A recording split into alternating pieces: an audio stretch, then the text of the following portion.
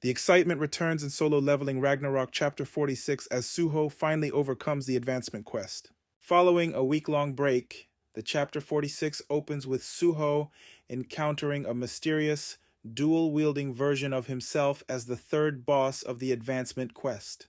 Having already faced his past selves in the previous battles, Suho questions the identity of this unknown version and whether it was created due to the system error. Noting that this counterpart wields the Fang of Rakan and Vulcan's horn as swords and has a lower level and stats than himself, Suho engages him, glad to finally find an opponent he can face. However, to his surprise, the alternate Suho activates multiple buffs. As they clash, both using Storm Slash, Suho is caught off guard when an attack grazes his cheek, triggering a vision of him defeating Brocky. Only the memory doesn't align with how his own battle played out. Confused, he questions whether this is some kind of mental attack. Another strike cuts his arm, bringing yet another unfamiliar memory.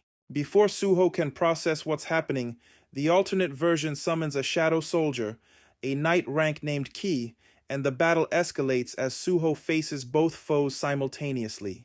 As Suho and his opponent continue clashing, he begins to realize that the unfamiliar memories flooding his mind belong to the alternate version of himself standing before him. These are the experiences of the Suho from a different world, where alternate versions of Beru, Isel, Gray, and Amit also exist. Suho realizes that in this parallel reality, his counterpart handled his hurdles with ease, having received trials from the system that suited his situation well, allowing him to grow stronger alongside his allies.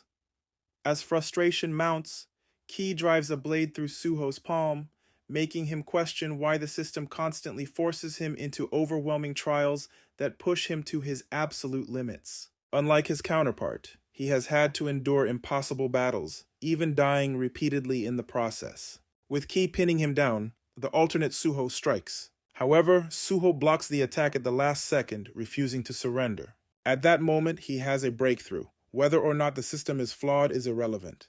The real issue is that he has been using it incorrectly. He realizes that instead of letting the system shape him, he should be shaping it to fit his needs. Determined to forge his own path and take control of his future, Suho uses shadow enhancement, pushing his alternate self back. In the final moments, Suho successfully completes the advancement quest trials by defeating his alternate reality counterpart, one of the beings behind the door. As a reward, he earns a new title, the one who overcame adversity, and is presented with 3 possible class options. The first option, Shadow's Heir, allows him to follow the system's path to becoming the Shadow Monarch's successor.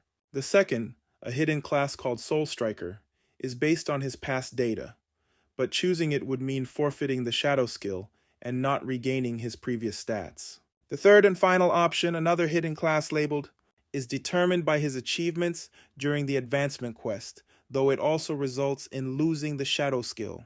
As Suho contemplates his choices, he realizes that Shadow's Heir keeps him on his current path.